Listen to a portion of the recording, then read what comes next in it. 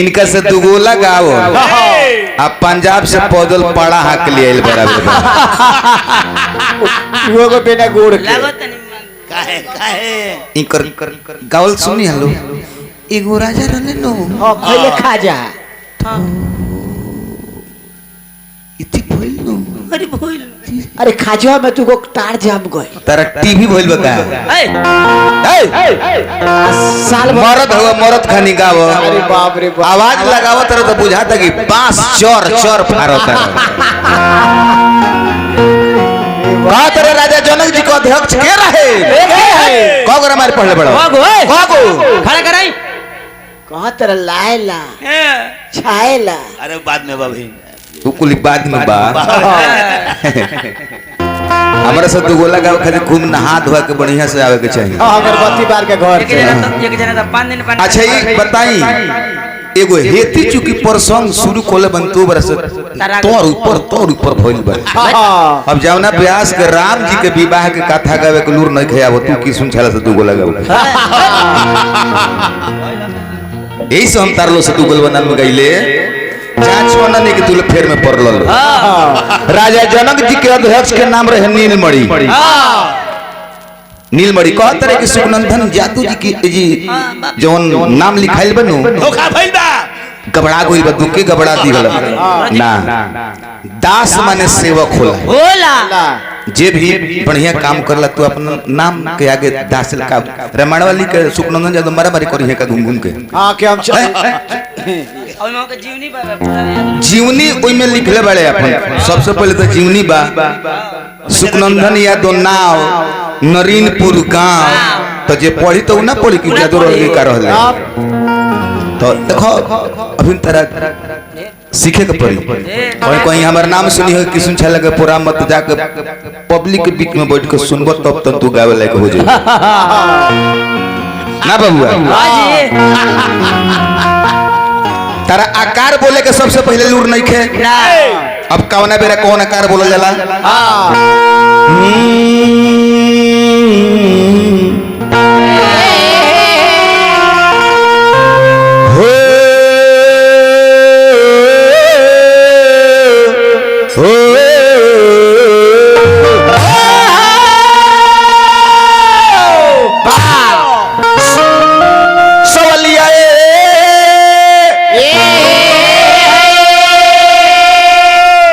सवलिया हो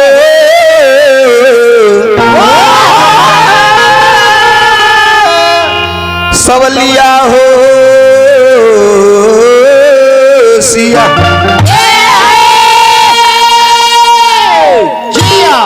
कहतर कि राजा जनक जी के डोर एगो रावणे से रहे अरे दादा वो दादा का कहले बड़ा हमरा से पकौड़िया के लिए हमरा से बड़ ना रहता तो तार मुड़ी छील देती आई पकौड़ राजा जनक जी के डर जानतन केकरा से रहे राजा दशरथ जी से सारा लोग के न्योता देले रहले ओई में बाकी राजा दशरथ जी की है ना देले रहे रावण ताइले ही रहे रावण बाण छुआ नहीं चापा रावण जब धनुष तुरे गइल तो आकाशवाणी भइल के रावण तू जी धनुष तुरे खातिर आइल बड़ा आ तारा बहिन के मधु नाम के दैत हर के लेके जा तो रावण छोड़ के चल गइल बाणासुर आई रहे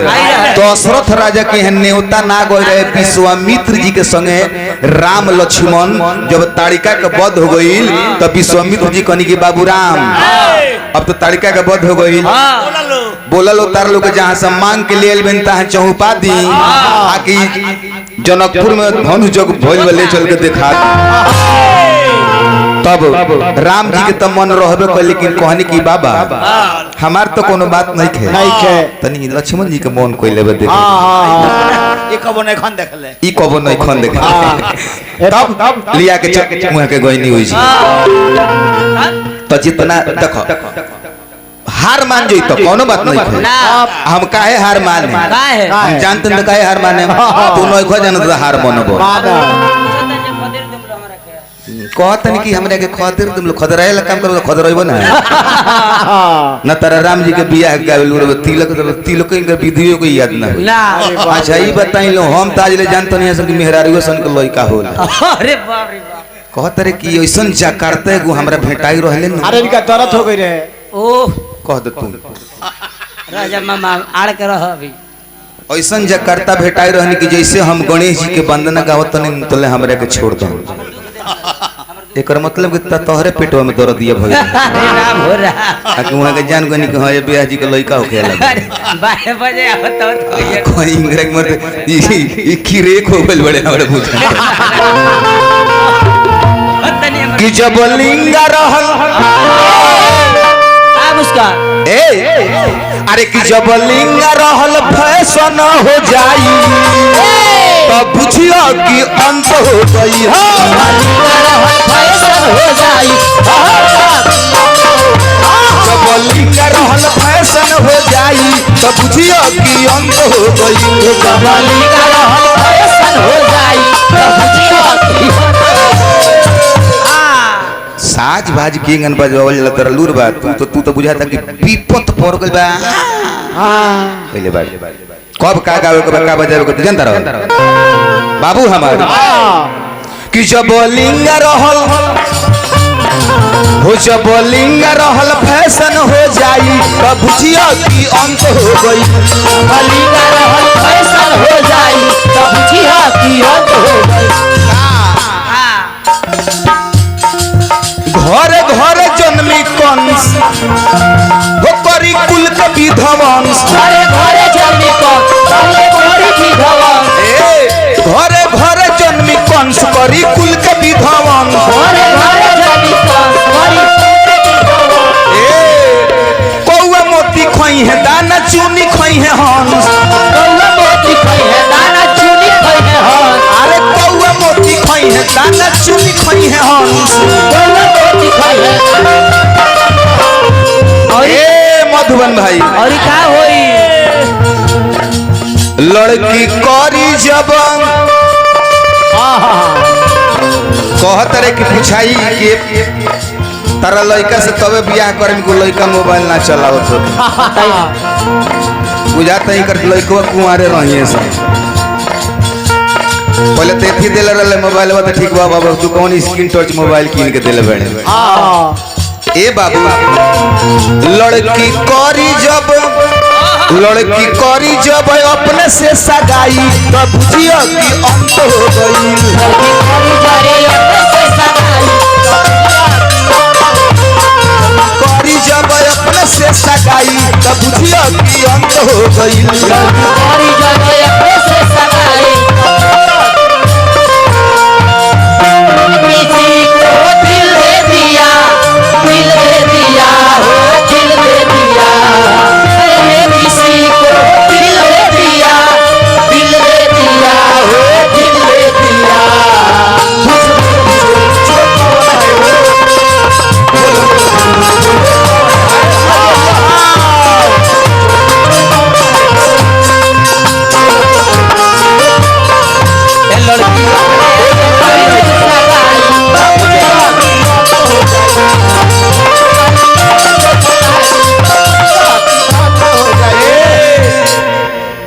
दुगोला होता हमरा इंकरा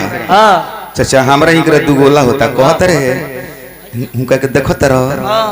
एक हाथवा से तारे के दबवा दे अरे बाप रे बाप तारा मालूम नहीं कि वो लोग खाली देहिए तनी हां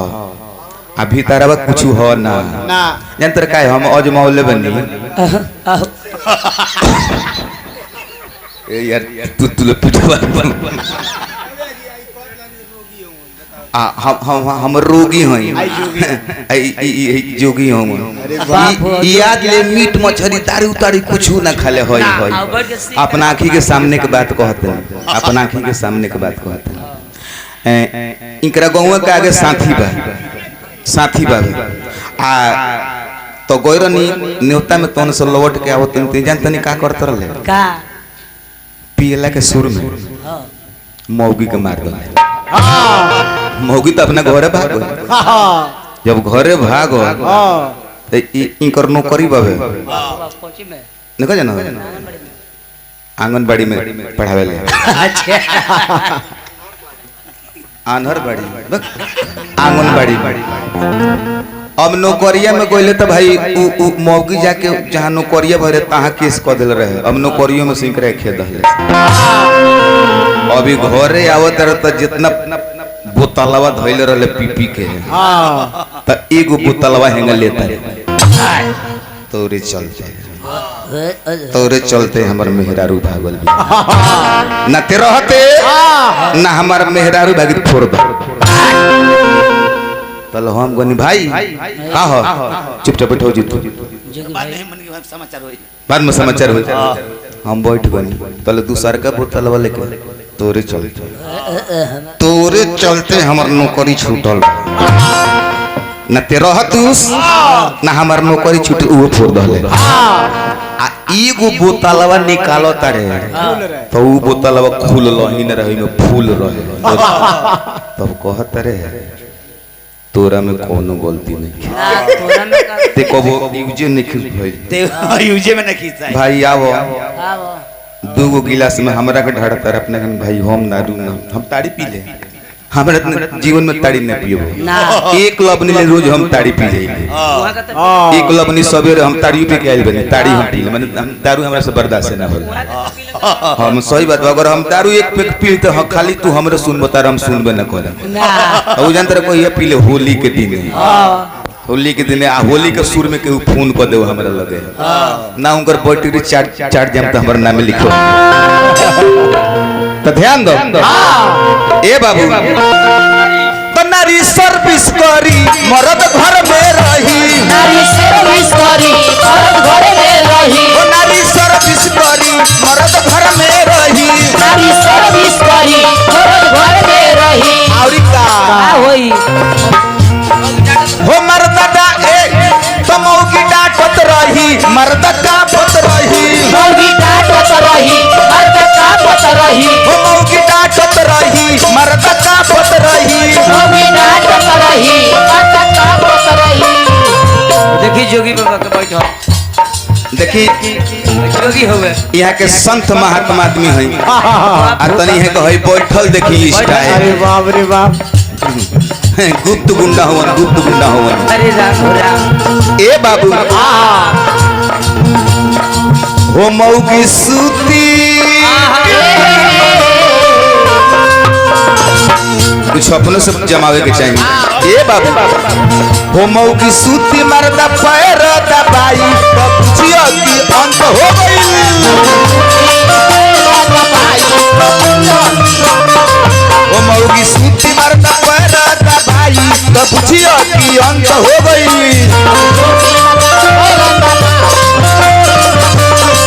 मौगी सूती मर्दा पैर दबाई तो बुझियो कि अंत हो गई